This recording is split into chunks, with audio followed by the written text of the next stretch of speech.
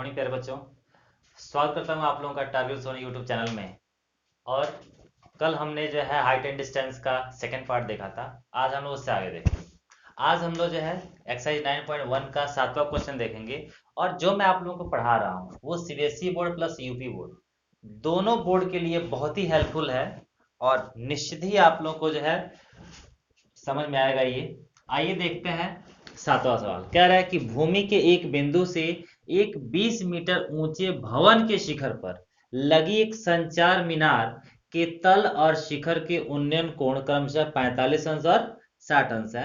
मीनार की ऊंचाई ज्ञात कीजिए। ध्यान दीजिए, भूमि के एक बिंदु से एक 20 मीटर ऊंचे भवन यानी एक भवन है। सबसे पहले आप भवन बनाइए। ये आपका बन गया भवन। अब भाई भवन जो है कहाँ रहता है? धरती पर ही रहेगा। ये आपकी धरती हो गई। अब धरती के 20 मीटर ऊंचे भवन के शिखर पर यानी इसके टॉप पर एक संचार मीनार है, यानी इसके ऊपर एक संचार मीनार है। संचार मीनार, संचार मीनार का मतलब टावर वगैरह हो सकता है, ठीक है, जैसे कि आम भवन वगैरह के ऊपर जो लग रहा है। तो इस भवन के ऊपर ये आपका भवन हो गया, भवन के ऊपर संचार मीनार हो गई। और वहां क्या कह रहा है कि भूमि के एक बिंदु से संचार मीनार के तल और शिखर, तल ये हो गया और शिखर ये, उन्नयन कोण 45 अंश और 60 अंश है। ध्यान दीजिए, भूमि से इसका ये आपका तल हो गया और ये शिखर हो गया, ठीक है। भवन कितना ऊंचा है? 20 मीटर। नाम दे दीजिए इसका A B C D। ये है 45 अंश और ये पूरा है 60 अंश। आशा करता हूं आप लोगों को फिगर समझ में आया होगा। भूमि के एक बिंदु से एक भवन के ऊपर एक संचार मीनार है और उस संचार मीनार पर ये भूमि का जो बिंदु है इससे उसके तल और शिखर का उन्नयन कोण 45 अंश और 60 अंश बन रहा है। यानी तल ये है 45 अंश हो गया और ये 60 अंश हो गया। आपको पता है करना है, मीनार की ऊंचाई ज्ञात करनी है। मीनार कौन है? ए बी, ठीक है। इसमें आप लिख लीजिए कि माना BC एक भवन है तथा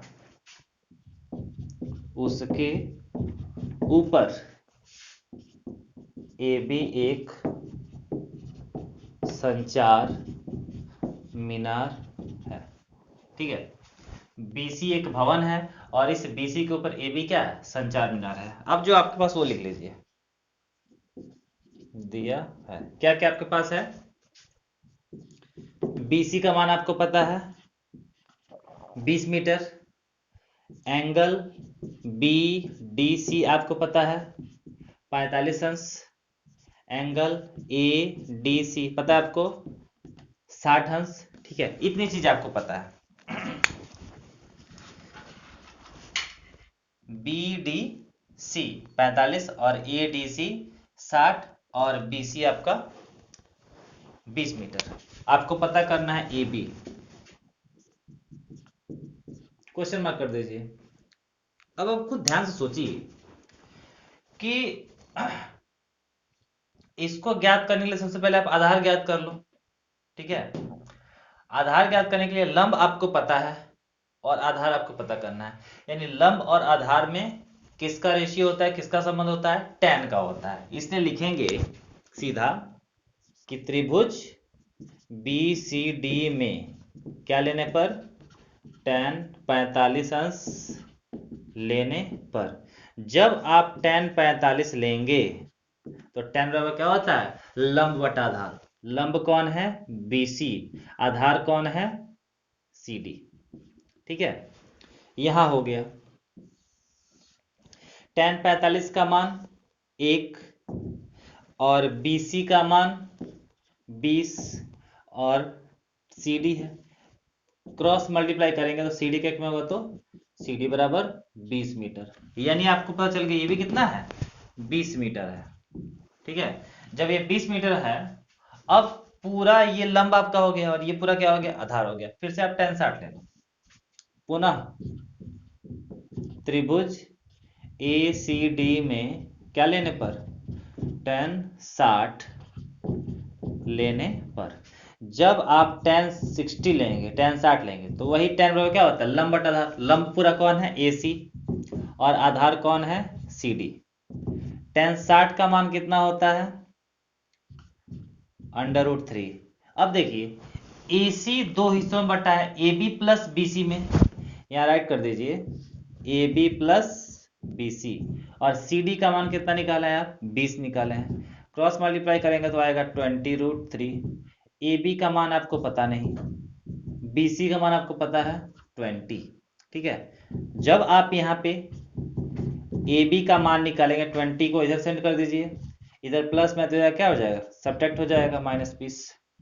दोनों में से 20 कॉमन ले तो बचे क्या, √3 - 1 मीटर। आपको पता चल गया AB का मान कितना है, 20√3 - 1। यही तो संचार मीनार की ऊंचाई है। सीधा सा लिख दीजिए, अतः संचार मीनार की ऊंचाई 20 √3 - 1 मीटर है। ठीक है, ये आपका क्वेश्चन हो गया सॉल्व।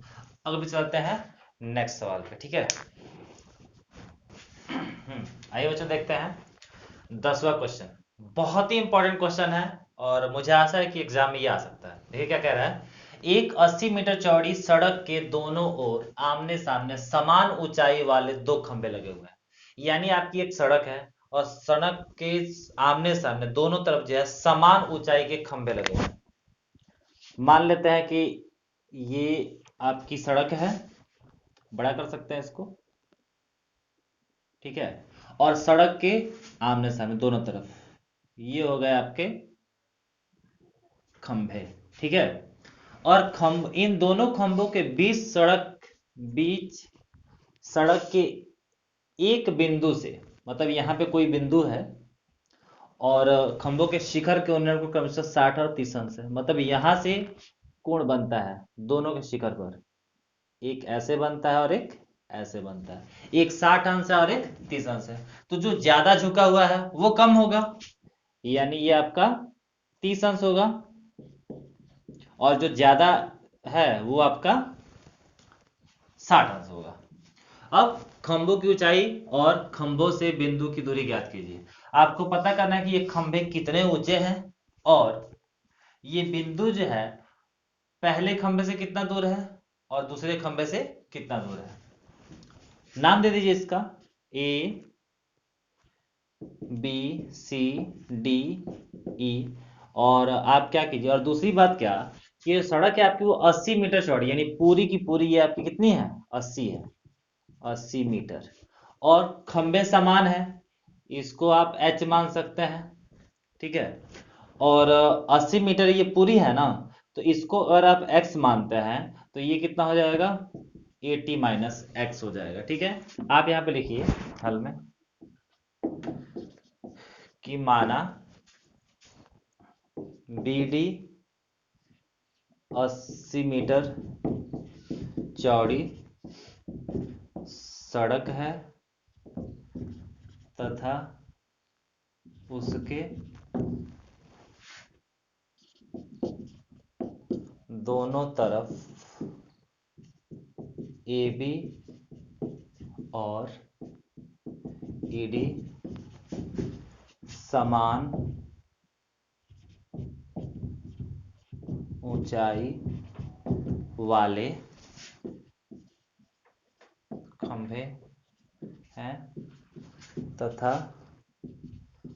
सड़क के बीच बिंदु C है। देखिए अब ये जो है लिखने वाला काम आपका खत्म हो गया कि माना BD 80 मीटर चौड़ी सड़क है। देखिए B और D 80 मीटर चौड़ी एक सड़क है तथा उसके दोनों तरफ AB और ED समान ऊंचाई वाले खंबे हैं, ये भी हो गया, तथा सड़क के बीच बिंदु C है, और बिंदु C क्या है, सड़क के बीच है। ठीक, अब लिख लीजिए यहां क्या क्या आपके पास है।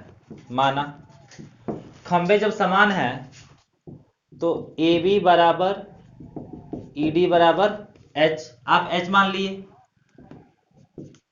बी सी बराबर जब आप एक्स माने तो सी डी क्या हो गया, 80 माइनस एक्स हो गया,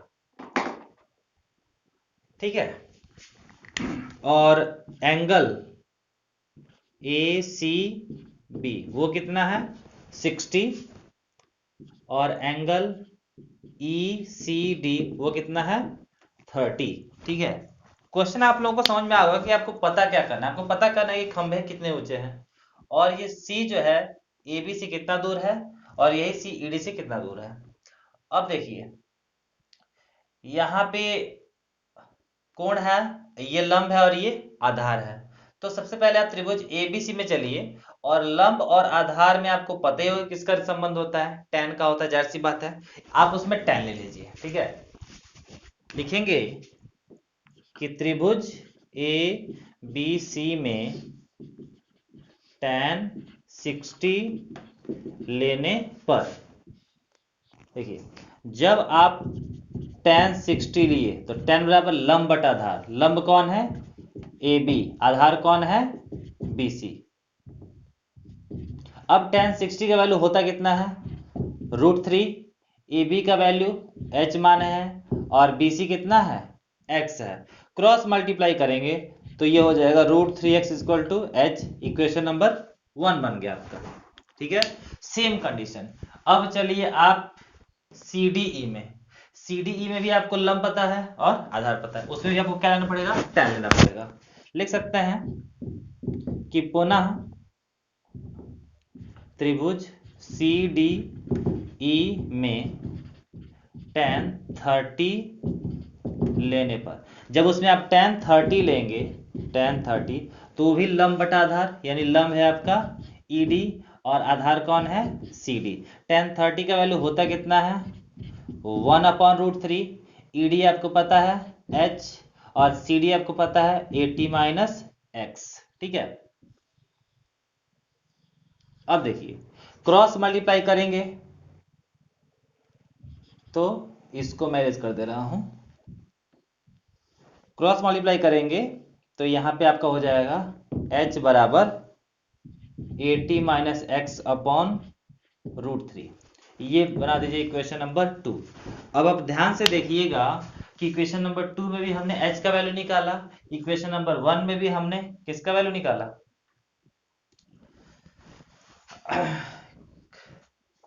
h का वैल्यू निकाला, यानी दोनों ये h का वैल्यू है तो दोनों क्या होंगे बराबर होंगे, ठीक है। इसलिए लिख सकते हैं कि 80 minus x upon √3 is equal to √3x, ठीक है। ब्रैकेट में लिख दीजिए समीकरण 1 व 2 से, ठीक है।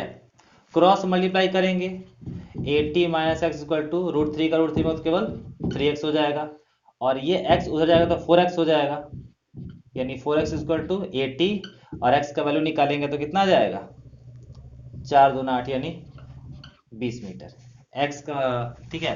x का मान कितना आ गया 20 मीटर, यानी ये जो है बिंदु C है वो ए बी से कितना दूर है 20 मीटर की दूरी पर है।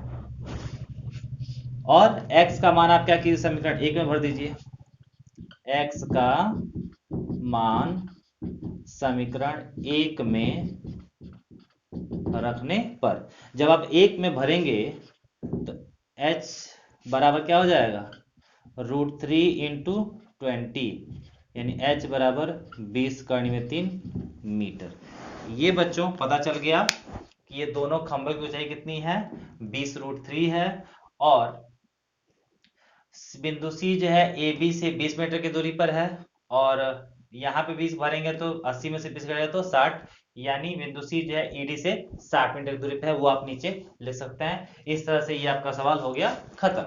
आगे की वीडियोस हम लोग जो है बाद में देखेंगे, फिलहाल आज के लिए इतना ही, और इस चैप्टर को हम लोग नेक्स्ट डे भी कंटिन्यू रखेंगे।